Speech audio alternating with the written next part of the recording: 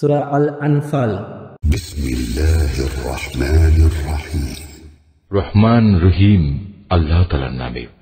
হে মুহাম্মদ, লোকেরা তোমার কাছে যুদ্ধলব্ধ ও যুদ্ধে পরিত্যক্ত অতিরিক্ত মাল সামান সম্পর্কে আল্লাহ তাআলার হুকুম জানতে চাচ্ছে।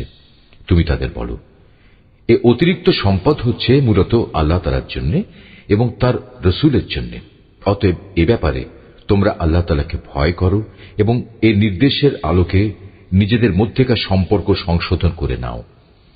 আল্লাহ তাআলা এবং তার রাসূলের আনুগত্য করো যদি তোমরা সত্যিকার অর্থে মোমেন হয়ে থাকো। মোমেন তো হচ্ছে সেসব লোক যাদের আল্লাহ তাআলাকে স্মরণ করানো হলে তাদের হৃদয় কম্পিত হয়ে ওঠে এবং যখন তাদের সামনে তার আয়াতসমূহ তেলাওয়াত করা হয় তখন তাদের ঈমান বৃদ্ধি পায় এবং তারা সব সময় তাদের মালিকের উপর নির্ভর করে। যারা নামাজ প্রতিষ্ঠা করে এবং আমি তাদের যা কিছু অর্থ সম্পদ দান করেছি তা থেকে তারা আমার এই পথে খরচ করে। মূলত এই গুণসম্পন্ন লোকেরাই হচ্ছে সত্যিকার মোমেন।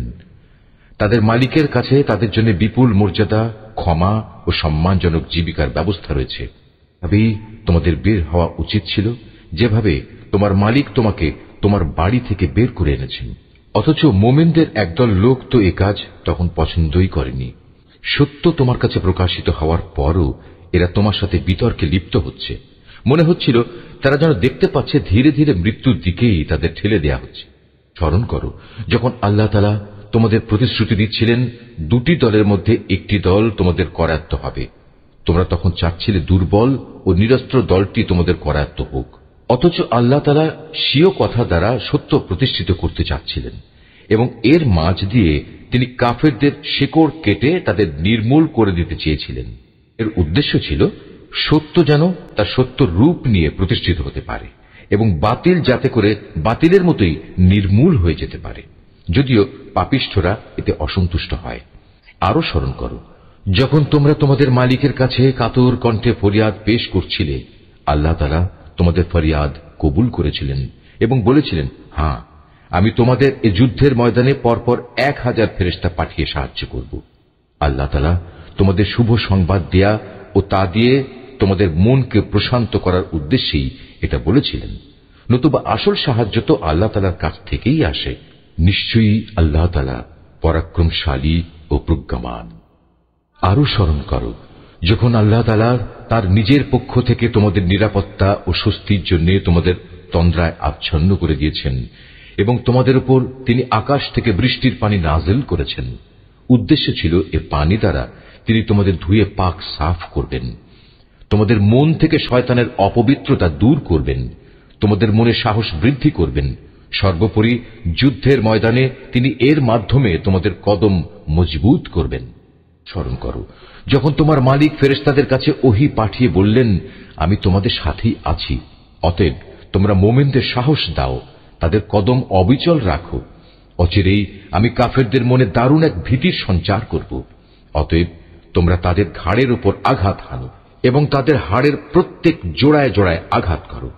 এই কাজটা এ কারণে করা প্রয়োজন, এরা আল্লাহ তাআলা ও তার রাসূলের বিরুদ্ধে মোকাবেলায় নেমেছে।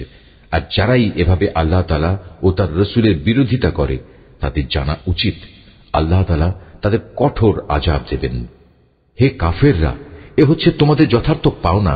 এবার ভালো করে তোমরা এর স্বাদ গ্রহণ করতে থাকো। কাফেরদের জন্য দোজখের ভয়াবহ আযাব রয়েছে। হে মোমেন বান্দারা, তোমরা যখন যুদ্ধের ময়দানে কাফেরদের মুখোমুখি মোকাবেলা করবে তখন কখনো পৃষ্ঠ প্রদর্শন করবে না। জেনে রেখো, এই যুদ্ধের দিন যে ব্যক্তি তার পৃষ্ঠ প্রদর্শন করবে সে অবশ্যই আল্লাহ তাআলার গজবে পতিত হবে। তবে যুদ্ধের কৌশল হিসেবে কিংবা নিজ বাহিনীর সাথে মিলিত হবার উদ্দেশ্য ছাড়া যদি কেউ এমনটি করে তাহলে তার জন্য জাহান্নামই হবে একমাত্র আশ্রয়স্থল। আর জাহান্নাম সত্যিই নিকৃষ্ট জায়গা। যারা নিহত হয়েছে তাদের তোমরা কেউই হত্যা করনি, বরং আল্লাহ তাআলাই তাদের হত্যা করেছেন। আর তুমি যখন তাদের প্রতি তীর নিক্ষেপ করছিলে, মূলত তুমি নিক্ষেপ করনি, করেছেন আল্লাহ তাআলা স্বয়ং। তিনি এর মাধ্যমে মোমেনদের উত্তম পুরস্কার দান করে তাদের বিজয় দিতে চেয়েছেন। নিঃসন্দেহে আল্লাহ তাআলা সবকিছু শোনেন এবং সবকিছু জানেন। এটা হচ্ছে তোমাদের বিষয় এবং তোমাদের ব্যাপারে তার নীতি। অবশ্যই আল্লাহ তাআলা কাফেরদের ষড়যন্ত্র দুর্বল করে দেন। হে কাফেররা, তোমরা একটা সিদ্ধান্ত চেয়েছিলে, হ্যাঁ, আজ সে সিদ্ধান্তকর মুহূর্তটি তোমাদের সামনে এসে গেছে। যদি এখনো তোমরা যুদ্ধ থেকে বিরত হতে চাও, তাহলে তা তোমাদের জন্য কল্যাণকর হবে। তোমরা যদি আবার যুদ্ধের জন্য ফিরে আসো, তাহলে আমরাও ময়দানে ফিরে আসব। আর তোমাদের বাহিনী সংখ্যায় যতই বেশি হোক না কেন, তা তোমাদের কোনোই উপকারে আসবে না, কারণ আল্লাহ তাআলা ঈমানদারদের সাথেই রয়েছেন। হে ঈমানদার লোকেরা, তোমরা আল্লাহ তাআলা ও তার রাসূলের আনুগত্য করো, কখনো তার কাছ থেকে মুখ ফিরিয়ে নিও না, বিশেষ করে যখন তোমরা সবকিছু শুনতেই পাচ্ছ। তোমরা তাদের মতো হয়েও না, যারা মুখে বলে, হ্যাঁ, আমরা নবীর কথা শুনলাম, কিন্তু তারা আসলে কিছুই শোনে না। আল্লাহ তাআলার কাছে তার সৃষ্টির নিকৃষ্টতম জীব হচ্ছে সেই বধির ও মূক মানুষগুলো, যারা সত্য দ্বীন সম্পর্কে কিছুই বোঝে না। আল্লাহ তাআলা যদি জানতেন এদের ভেতর সামান্য কোনো ভালো গুণও অবশিষ্ট আছে, তাহলে তিনি তাদের অবশ্যই হেদায়েতের কথা শোনাতেন। অবশ্য তিনি তাদের শোনালেও তারা তাকে উপেক্ষাই করত এবং অন্যদিকে ফিরে যেত। হে ঈমানদার লোকেরা, তোমরা আল্লাহ তাআলা ও তার রাসূলের ডাকে সাড়া দাও, যখন তিনি তোমাদের এমন কিছুর দিকে ডাকেন যা তোমাদের সত্যিকার অর্থে জীবন দান করবে। এই কথাটা জেনে দেখো, আল্লাহ তাআলা মানুষ ও তার হৃদয়ের মাঝামাঝি স্থানে অবস্থান গ্রহণ করেন। আবার তোমাদের সবাইকে তার সামনেই জড়ো করা হবে।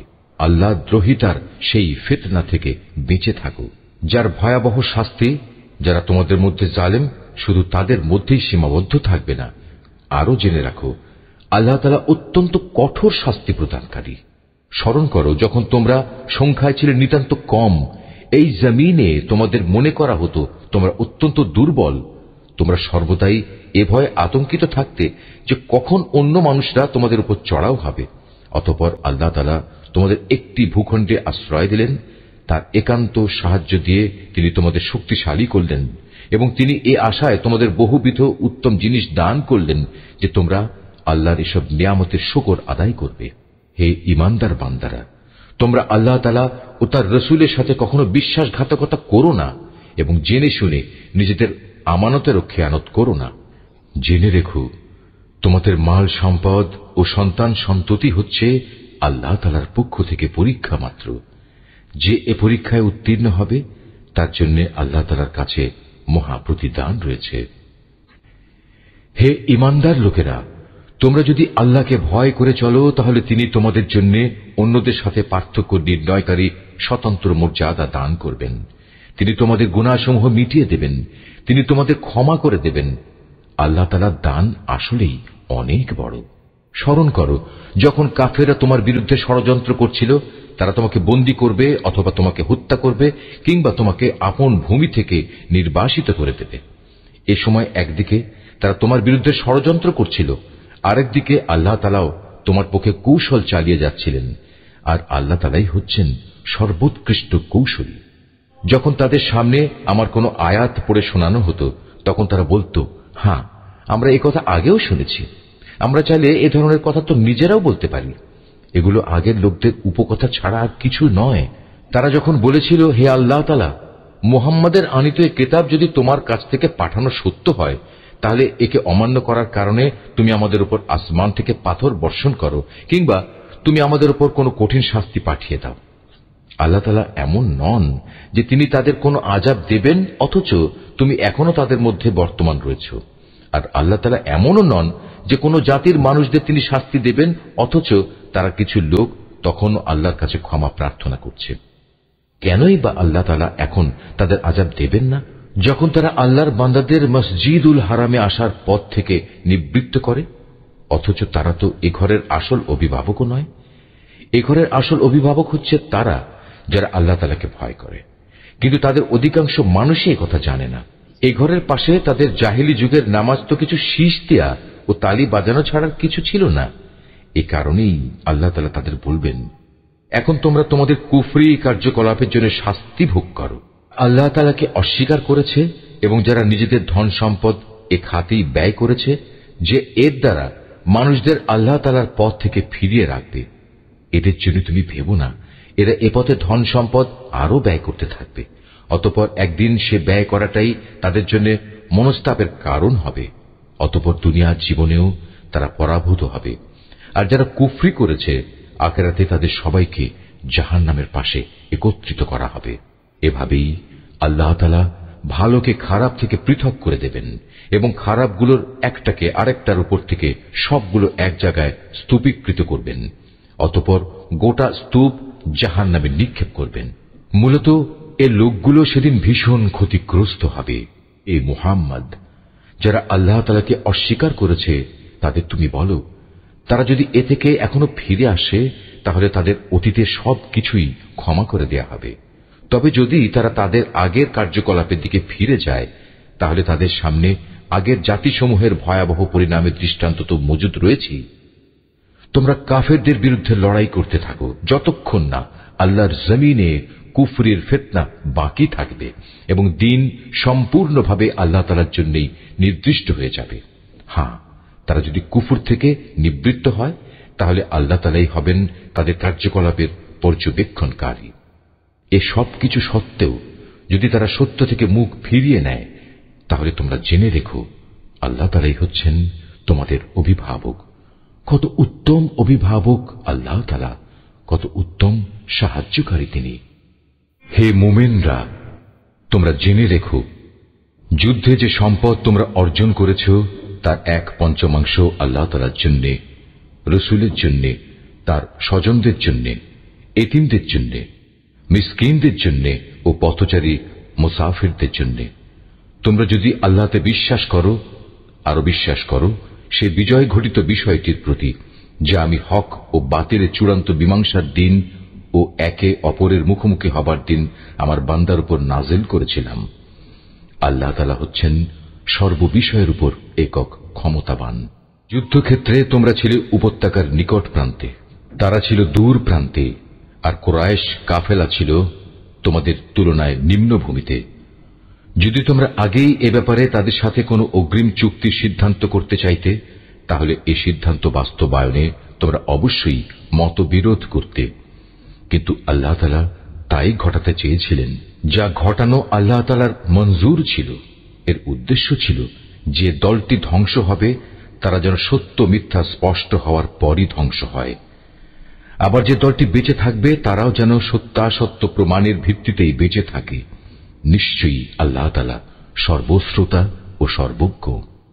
আরো স্মরণ করো, আল্লাহ তাআলা তোমাকে যখন স্বপ্নে তাদের সংখ্যা কম দেখিয়েছিলেন তখন যদি তিনি তোমাকে তাদের সংখ্যা বেশি দেখাতেন তাহলে অবশ্যই তোমরা সাহস হারিয়ে ফেলতে এবং এ বিষয়ে তোমরা একে অপরের সাথে বিতর্ক শুরু করে দিতে। কিন্তু আল্লাহ তাআলা এটা না করে তোমাদের নিরাপদ করে দিয়েছেন, কেননা তিনি মানুষের অন্তরে যা কিছু লুকিয়ে থাকে সে সম্পর্কে সম্যক ওয়াকিবহাল রয়েছেন। সে সময়ের কথাও স্মরণ করো যখন তোমরা যুদ্ধের ময়দানে তাদের সামনাসামনি হলে, তখন তোমাদের চোখে তাদের সংখ্যা আল্লাহ তাআলা নিতান্ত কম করে দেখালেন এবং তাদের চোখেও তিনি তোমাদের সংখ্যাকে দেখালেন কম। এর উদ্দেশ্য ছিল যেন আল্লাহ তাআলা তাই ঘটিয়ে দেখান যা কিছু তিনি এ ঘটনার মাধ্যমে ঘটাতে চান, কেননা আল্লাহ তাআলার দিকেই সব কিছুকে ফিরে যেতে হবে। হে ঈমানদার লোকেরা, কোন বাহিনীর সাথে যখন তোমরা সামনাসামনি হও তখন ময়দানে অবিচল থাকবে এবং বিজয়ের আসল উৎস আল্লাহ তাআলাকে বেশি বেশি করে স্মরণ করতে থাকবে। আশা করা যায় তোমরা সাফল্য লাভ করতে পারবে। আল্লাহ তাআলা ও তার রাসূলের আনুগত্য করো, নিজেদের মধ্যে পরস্পর ঝগড়া বিবাদ করো না, অন্যথায় তোমরা সাহস হারিয়ে ফেলবে এবং তোমাদের প্রতিপত্তি খতম হয়ে যাবে। তোমরা ধৈর্য ধারণ করো, অবশ্যই আল্লাহ তাআলা ধৈর্যশীলদের সাথে রয়েছেন। তোমরা কখনো তাদের মতো হয়ো না যারা অহংকার ও লোকদের নিজেদের শান শওকত দেখানোর জন্য নিজেদের ঘর থেকে বেরিয়ে এসেছে এবং সাধারণ মানুষদের যারা আল্লাহ তাআলার পথ থেকে ফিরিয়ে রাখে। মূলত তাদের সমুদয় কার্যকলাপই আল্লাহ তাআলা পরিবেষ্টন করে আছেন।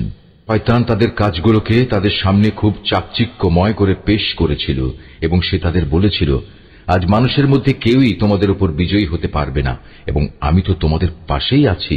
অতঃপর যখন উভয় দল সম্মুখ সমরে ঝাঁপিয়ে পড়ল তখন সে কেটে পড়ল এবং বলল, তোমাদের সাথে আমার কোনোই সম্পর্ক নেই। আমি এমন কিছু দেখতে পাচ্ছি যা তোমরা দেখতে পাও না। আমি অবশ্যই আল্লাহ তাআলাকে ভয় করি এবং আমি জানি আল্লাহ তাআলা হচ্ছেন কঠোর শাস্তিদাতা। মুনাফিক ও তাদের দলবল যাদের দিলে গুমরাহির ব্যাধি রয়েছে, যখন তারা বলল, এ লোকদের মূলত তাদের নতুন দিন মারাত্মকভাবে প্রতারিত করে রেখেছে।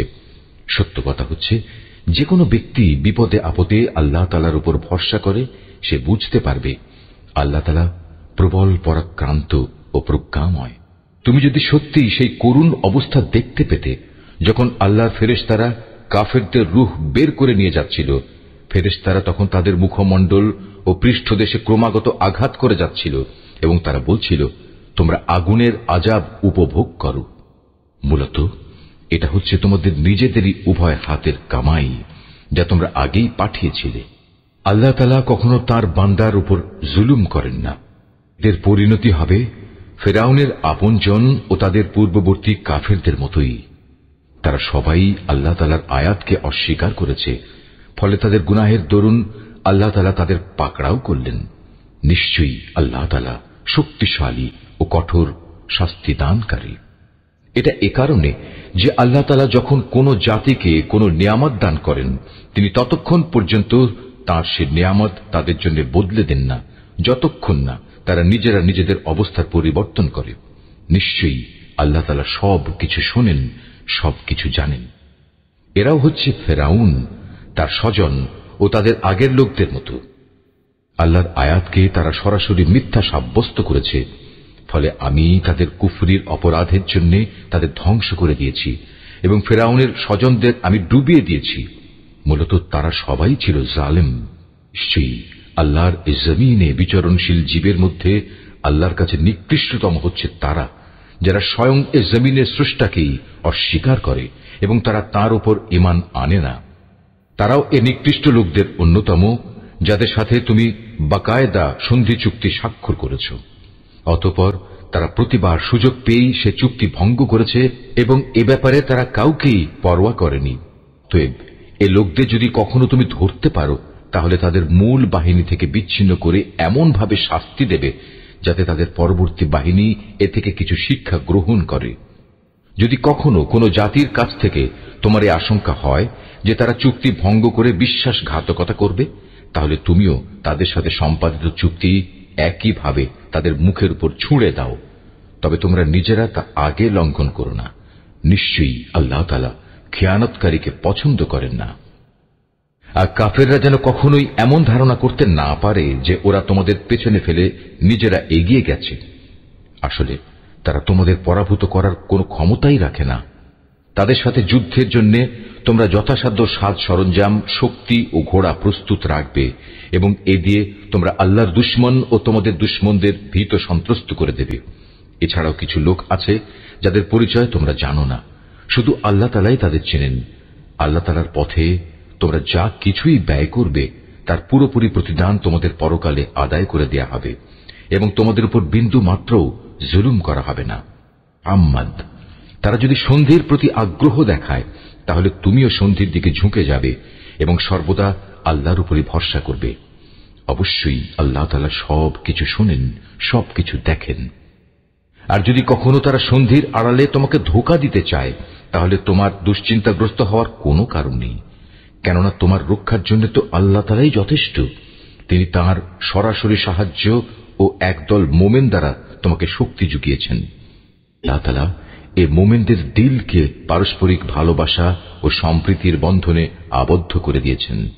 অথচ তুমি যদি দুনিয়ার যাবতীয় সম্পদ এর পেছনে ব্যয় করতে, তবু তুমি এ মানুষদের দিলকে ভালোবাসার বন্ধনে আবদ্ধ করতে পারতে না। কিন্তু আল্লাহ তাআলা এদের মাঝে প্রীতি স্থাপন করে দিয়েছেন। অবশ্যই তিনি পরাক্রমশালী ও বিজ্ঞ কুশলী। হে নবী, তোমার জন্য এবং তোমার অনুবর্তনকারী মোমেনদের জন্য তো আল্লাহ তাআলাই যথেষ্ট। হে নবী, তুমি মোমেনদের যুদ্ধের জন্য উদ্বুদ্ধ করো। মনে রেখো, তোমাদের মধ্যে 20 জন লোকও যদি ধৈর্যশীল হতে পারে, তাহলে তারা 200 লোকের উপর বিজয়ী হবে। আবার তোমাদের মাঝে এমন লোকের সংখ্যা যদি 100 হয়, তাহলে তারা 1000 লোকের উপর জয়লাভ করবে। এর কারণ হচ্ছে তারা এমন জাতি যারা আল্লাহর শক্তি সম্পর্কে কিছুই বোঝে না। এই নিশ্চয়তা দ্বারা এখন আল্লাহ তাআলা তোমাদের উপর থেকে উদ্বেগ ও দুশ্চিন্তার বোঝা হালকা করে দিয়েছেন। যেহেতু তিনি একথা জানেন তোমাদের মধ্যে কিছু দুর্বলতা রয়েছে, অতঃপর তোমাদের মধ্যে যদি 100 ধৈর্যশীল মানুষ থাকে তাহলে তারা 200-র উপর বিজয়ী হবে। আবার যদি থাকে তোমাদের 1000 ধৈর্যশীল ব্যক্তি, তাহলে তারা আল্লাহ তাআলার হুকুমে বিজয়ী হবে 2000 লোকের উপর। জেনে রেখো, আল্লাহ তাআলা ধৈর্যশীলদের সাথেই রয়েছেন। কোন নবীর পক্ষেই এটা শোভা পায় না যে তার কাছে বন্দীদের আটক রাখবে যতক্ষণ পর্যন্ত সে জমিনে রক্তপাত ঘটাবে এবং আল্লাহর শত্রুদের নিপাত না করে দেবে। আসলে তোমরা তো দুনিয়ার সামান্য স্বার্থটুকুই চাও, আর আল্লাহ তাআলা চান তোমাদের আখিরাতের কল্যাণ দান করতে। আল্লাহ তাআলাই হচ্ছেন পরাক্রমশালী ও প্রজ্ঞাময়। যদি এ ব্যাপারে আল্লাহ তাআলার কাছ থেকে পূর্বের কোনো ফরমান লেখা না থাকত, তাহলে বন্দীদের কাছ থেকে মুক্তিপণ হিসেবে তোমরা যা কিছু নিয়েছ তার জন্য একটা বড় ধরনের আযাব তোমাদের উপর পতিত হতো। অতএব যা কিছু তোমরা গনিমত হিসেবে লাভ করেছ, নিঃসংকোচে তোমরা তা খাও, কেননা তা সম্পূর্ণ হালাল ও পবিত্র। তোমরা আল্লাহ তাআলাকে ভয় করো। আল্লাহ তাআলা অবশ্যই ক্ষমাশীল ও দয়ালু।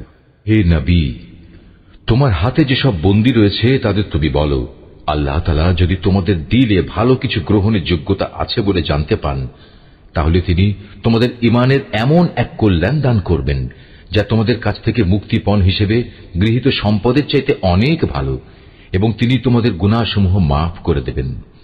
আল্লাহ তাআলা ক্ষমাশীল ও দয়াবান। আর তারা যদি তোমার সাথে বিশ্বাস ভঙ্গ করতে চায়, তাহলে তুমি ভেবো না, এরা তো এর আগে আল্লাহ তাআলার সাথেও বিশ্বাসঘাতকতা করেছে, এবং এ কারণেই তোমাদের তিনি তাদের উপর ক্ষমতা দান করেছেন। আল্লাহ তাআলাই হচ্ছেন জ্ঞানবান ও কুশলী।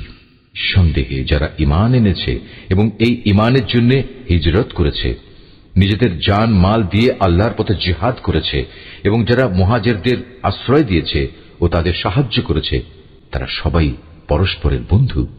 অপরদিকে যারা ঈমান এনেছে অথচ হিজরত করেনি, ততক্ষণ পর্যন্ত তাদের অভিভাবকত্বের দায়িত্ব তোমাদের উপর নেই। তবে কখনো যদি তারা একান্ত দ্বীনের খাতিরে তোমাদের কাছে কোনো সাহায্য চায়, তাহলে তাদের সাহায্য করা তোমাদের কর্তব্য। তবে তা যেন এমন কোন সম্প্রদায়ের বিরুদ্ধে না হয় যাদের সাথে তোমাদের কোন রকম চুক্তি রয়েছে। বস্তুত তোমরা যা কিছু করো, আল্লাহ তাআলা সব কিছুই দেখেন। তারা কুফরি করেছে, তারা একে অপরের বন্ধু। তোমরা যদি একে অপরকে সাহায্য করার সে কাজটি না করো, তাহলে আল্লাহর এই জমিনে ফিতনা ফাসাদ ও বড় ধরনের বিপর্যয় সৃষ্টি হবে। যারা ঈমান এনেছে, এই ঈমানের জন্য হিজরত করেছে, নিজেদের জান মাল দিয়ে আল্লাহর পথে জিহাদ করেছে, এবং যারা এই হিজরতকারীদের থাকার জায়গা দিয়েছে এবং তাদের সাহায্য করেছে, মূলত এরা সবাই হচ্ছে সত্যিকারের মুমিন। এদের জন্য আল্লাহ তাআলার পক্ষ থেকে ক্ষমা ও উত্তম জীবিকার ব্যবস্থা রয়েছে। আর যারা পরে ঈমান এনেছে, হিজরত করেছে এবং তোমাদের সাথে জিহাদ করেছে, তারাও তোমাদেরই অন্তর্ভুক্ত। যারা আত্মীয়তার বন্ধনে একে অপরের সাথে আবদ্ধ, আল্লাহর কিতাব অনুযায়ী তারাও একে অন্যের উত্তরাধিকারের বেশি হকদার। নিশ্চয়ই আল্লাহ তাআলা সব ব্যাপার জানেন।